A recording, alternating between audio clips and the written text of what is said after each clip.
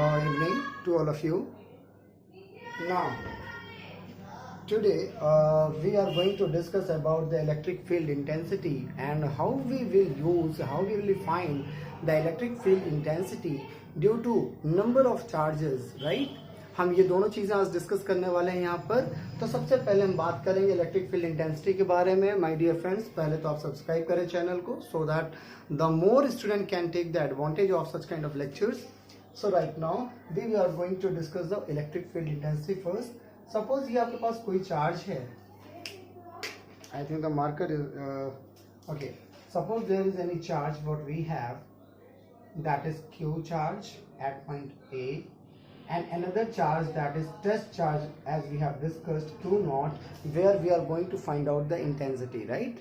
Intensity matlab the how much quantity of attraction or repulsion force that a charge is going to experience that is located at some distance, suppose R. इसी को हम basically बोलते हैं electric field intensity, right? सो अगर हम ऐसे देखिए, हमने आपको पहले भी बताया हुआ, आपने जाना है। हम शॉर्ट में चलते हैं इलेक्ट्रिक फील्ड इंटेंसिटी के लिए। So if you see according to Coulomb's law, अगर हम यहाँ पर इस पर लगने वाले फोर्स की बात करें, F की बात करें, तो F will be 1/4πε0 Q into Q not upon R square, right? ये फोर्स होगा। So what is electric field? Hence electric field intensity will be given as F upon Q0। मैंने कल आपको बताया था, आपने प्रीवियस वीडियो में देख भी सकते हैं। So we will just put the value and get 1/4πε0 Q into Q0 upon R square. ये F हो गया into Q0, Q0 cancel out हो जाएगा, एंड आपने देखा E equal to 1/4πε0 Q R square newton per coulomb. ये हम last time पे देख चुके हैं, राइट? अब आज हम बात करेंगे कि हमारे पास दो चार्जेस की जगह बहुत सारे चार्जेस है। ऐसे केस में हम कैसे वैल्यू को फाइंड आउट करते हैं, ठीक है? So coming to our topic, that is superposition theorem for electric field intensity. जैसे हमने लास्ट टाइम पे फोर्स के लिए बात किया है, ऐसे अब हमें भी किसके लिए बात करने वाले हैं? इलेक्ट्रिक फील्ड इंटेंसिटी के लिए। So for that purpose what we are going to do is, हम प्लॉट करेंगे ग्राफ छोटा सा x और y, दिस इज 0। सपोज एक चार्ज ये रहा, ऐसे देख लेते हैं।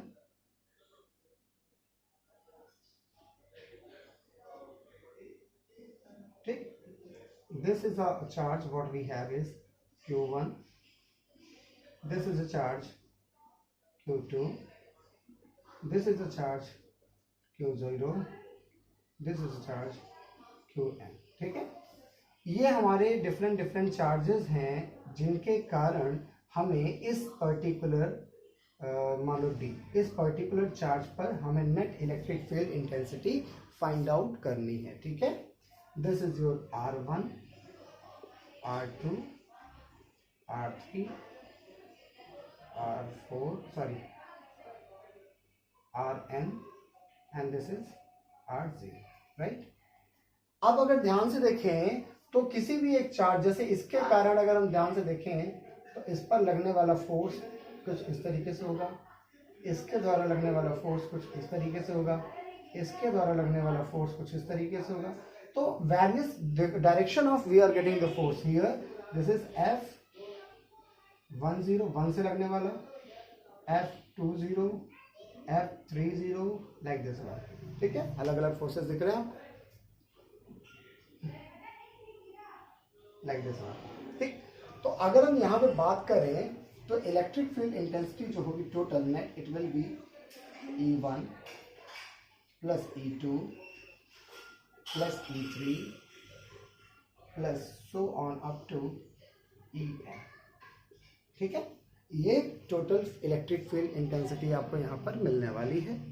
अब अगर हम E1 की इंडिविजुअल बात करें तो बेटा E1 बराबर हो जाएगा 1/, अब आपको फार्मूला सभी को पता है, ε0 Q1 अपॉन R1 स्क्वायर, ठीक? और यूनिट वेक्टर लगा देंगे आप R1, ठीक है?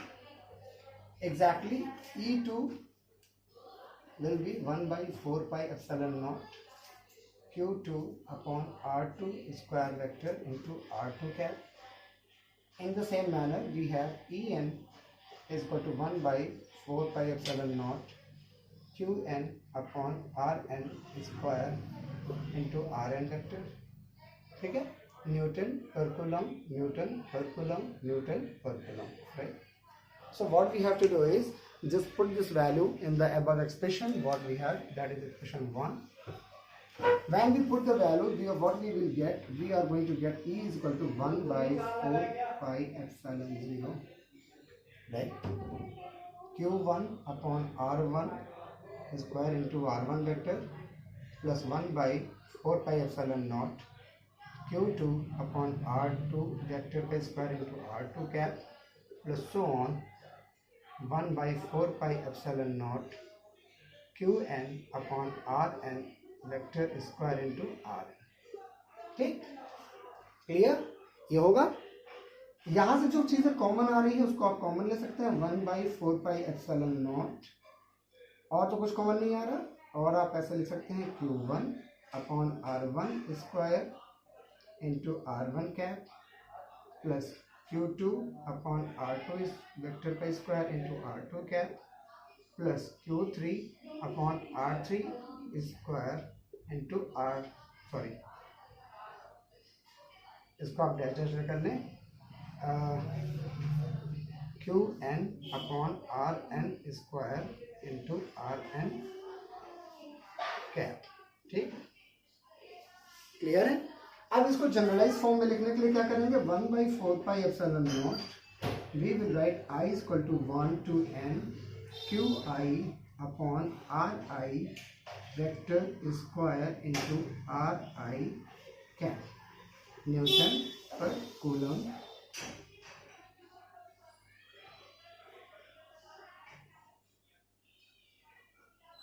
Right? This is the final expression for electric field intensity due to multiple number of charges. ठीक है, मल्टीपल चार्जेस की वजह से मिलने वाली इलेक्ट्रिक फील्ड इंटेंसिटी आपको ये है, राइट?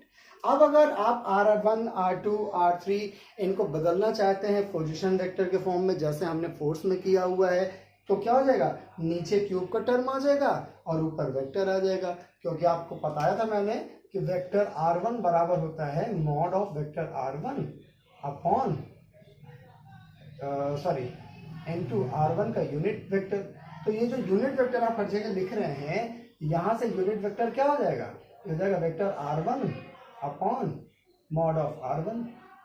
ठीक, तो यहाँ पे आप इसकी मॉड वैल्यू रखते चलिए, क्योंकि ये मॉड वैल्यू ही हम दिखा रहे हैं बेसिकली। ये क्या है, ये बेसिकली मॉड वैल्यू है आपकी, तो यहाँ पे मॉड वैल्यू रख लीजिए। ठीक, तो आप RI की जगह आप वो रख देंगे, तो ये क्या हो जाएगा, अब इसको देखें, अगर हम RI की जगह हटाना चाहें तो ये हो जाएगा 1 अपॉन 4 पाई एप्सिलॉन नॉट